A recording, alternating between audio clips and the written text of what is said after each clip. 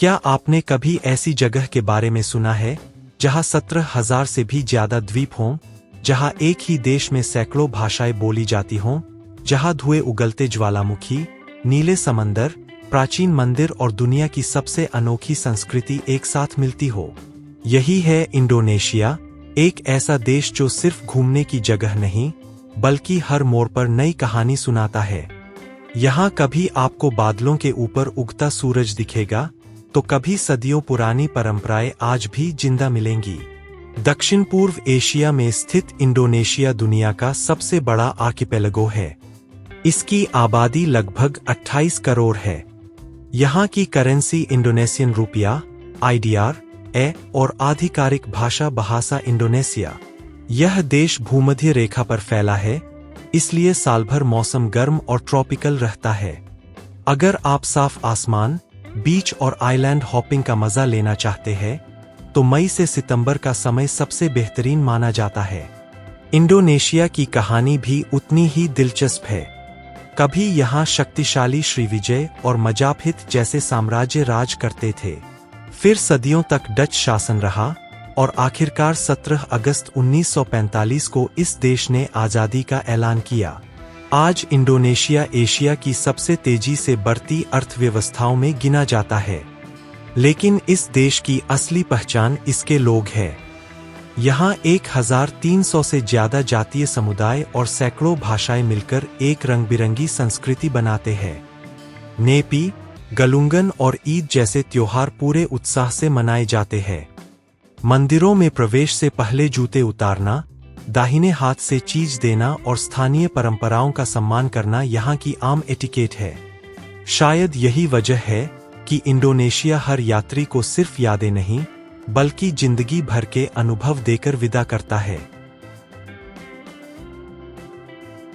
अब शहर की भागदौड़ से निकलकर पहुंचते हैं उस जगह जिसका नाम सुनते ही ज्यादातर लोगों के मन में इंडोनेशिया की पहली तस्वीर बनती है, बाली। लेकिन बाली सिर्फ बीच डेस्टिनेशन नहीं है। सुबह धान के हरे भरे राइस टेरेसेस, दोपहर में प्राचीन मंदिर और शाम को समुद्र किनारे डूबता सूरज। हर पल किसी फिल्म जैसा लगता है। यूबट की शांत गलियां, उलुवाटू टेम्पल की ऊंची चट्टानें और सेमिनियक का शानदार बीच लाइफ इसे खास बनाते हैं। मई से सितंबर यहाँ घूमने का सबसे बेहतरीन समय है। और शायद सबसे दिलचस्प बात यह है कि मुस्लिम बहुल देश होने के बावजूद बाली की संस्कृति मुख्य रूप से हिंदू परंपराओं से जुड़ी हुई है। अगर आप इंडोनेशिया की असली सांस्कृतिक आत्मा महसूस करना चाहते हैं, तो रास्ता आपको योग्याकार्ता ले जाएगा। यहाँ दुनिया का सबसे बड़ा बौद्ध मंदिर बोरोबुदुर सूर्योदय के समय बादलों के बीच किसी सपने जैसा दिखाई देता है। वहीं प्रम्बनन टेम्पल अपनी अद्भुत वास्तुकला से हर किसी को हैरान कर देता है। सुबह सुबह यहाँ का नज़ारा देखने का अपना ही मजा है। इस शहर की गलियों में चलते हुए ऐसा लगता है जैसे समय धीरे धीरे पीछे लौट रहा हो।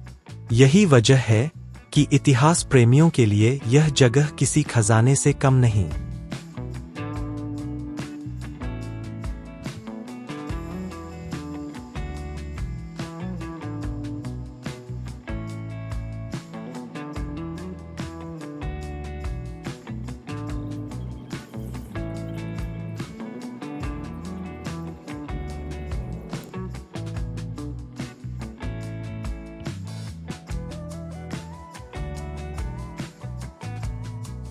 लेकिन इंडोनेशिया का सबसे अनोखा रोमांच अभी बाकी है। समुद्र के बीच फैला कोमोडो नेशनल पार्क दुनिया की इकलौती जगह है जहां विशाल कोमोडो ड्रैगन्स प्राकृतिक रूप से पाए जाते हैं। ये धरती की सबसे बड़ी जीवित छिपकलियां है। यहाँ सिर्फ इन्हें देखना ही नहीं बल्कि पिंक बीच पर घूमना, क्रिस्टल क्लियर पानी में स्नॉर्कलिंग करना और छोटे छोटे द्वीपों के बीच बोट ट्रिप करना भी अपने आप में एक यादगार अनुभव है। अप्रैल से नवंबर तक का मौसम यहाँ सबसे अच्छा माना जाता है।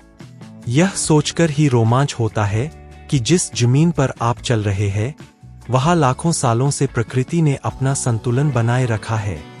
इसी सफर का खूबसूरत दरवाजा है लाबुआन बाजो। पहले यह एक छोटा सा मछुआरों का कस्बा था, लेकिन आज यह इंडोनेशिया के सबसे लोकप्रिय पर्यटन केंद्रों में गिना जाता है। शाम के समय बंदरगाह पर खड़े होकर सूरज को समुद्र में डूबते देखना किसी पेंटिंग जैसा महसूस होता है। यहीं से ज्यादातर क्रूज और आइलैंड हॉपिंग टूर्स शुरू होते हैं। अगर आप आराम और रोमांच दोनों साथ चाहते हैं, तो यह जगह आपको निराश नहीं करेगी। अब जरा कल्पना कीजिए कि आप हजारों छोटे छोटे हरे द्वीपों के ऊपर खड़े हैं और नीचे इतना साफ समुद्र है कि उसकी गहराई तक दिखाई देती है। यही है राजा अम्पाट, जिसे दुनिया के सबसे बेहतरीन डाइविंग डेस्टिनेशंस में गिना जाता है। यहाँ समुद्र के भीतर मौजूद कोरल रीफ्स और मरीन लाइफ इतनी समृद्ध है कि वैज्ञानिक भी इसे पृथ्वी के सबसे महत्वपूर्ण समुद्री इलाकों में मानते हैं। अक्टूबर से अप्रैल तक यहाँ डाइविंग और स्नॉर्कलिंग का अनुभव सबसे शानदार रहता है। कई लोग कहते हैं कि अगर धरती पर कहीं स्वर्ग है, तो वह शायद राजा अम्पाट के नीले पानी में छिपा हुआ है।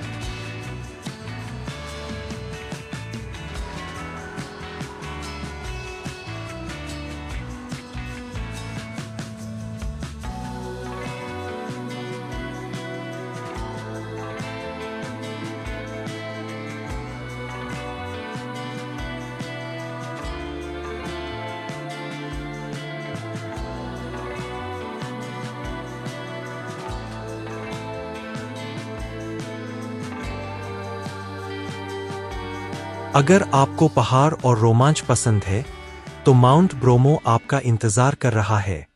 सुबह अंधेरे में जीप से सफर शुरू होता है और कुछ ही देर बाद सूरज की पहली किरणें धुएं से घिरे ज्वालामुखी को सुनहरे रंग में बदल देती है। यह दृश्य इतना अविश्वसनीय होता है कि कैमरा भी उसकी पूरी खूबसूरती कैद नहीं कर पाता। जून से सितंबर तक यहाँ का मौसम ट्रेकिंग और सुनरी से देखने के लिए सबसे उपयुक्त रहता है। यह सिर्फ एक पहाड़ नहीं, बल्कि प्रकृति की ताकत का जीवंत एहसास है।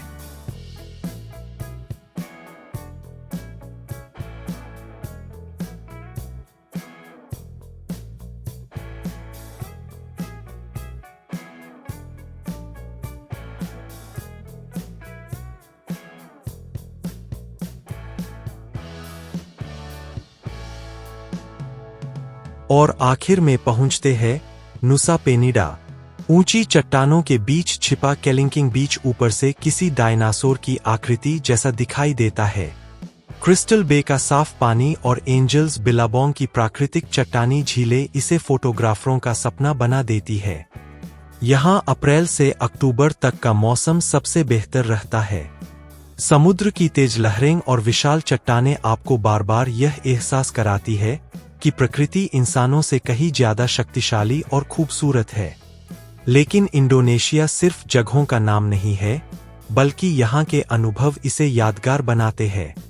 एक आइलैंड से दूसरे आइलैंड तक जाने के लिए फेरी, स्पीड बोट और डोमेस्टिक फ्लाइट का सफर अपने आप में रोमांच है। बाली की सड़कों पर स्कूटर चलाना, जावा के ज्वालामुखियों पर ट्रेकिंग करना, राजा अम्पाट में स्कूबा डाइविंग करना या कोमोडो के समुद्र में स्नॉर्कलिंग करना हर यात्री की बकेट लिस्ट का हिस्सा बन सकता है। शाम होते ही बाली और जकार्ता का नाइट लाइफ पूरी तरह बदल जाता है। बीच किनारे लाइव म्यूजिक, कैफे और स्थानीय बाजार देर रात तक गुलजार रहते हैं। वहीं अगर शॉपिंग की बात करें, तो बटीक कपड़े, लकड़ी की हैंडीक्राफ्ट्स, सिल्वर ज्वेलरी, कॉफी और मसाले सबसे लोकप्रिय स्मृति चिन्ह हैं।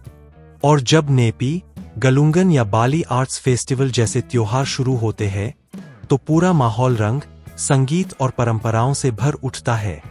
स्थानीय लोगों के साथ पारंपरिक नृत्य देखना या किसी छोटे गांव के समारोह में शामिल होना शायद किसी भी लक्जरी रिसोर्ट से कहीं ज्यादा यादगार अनुभव बन जाता है।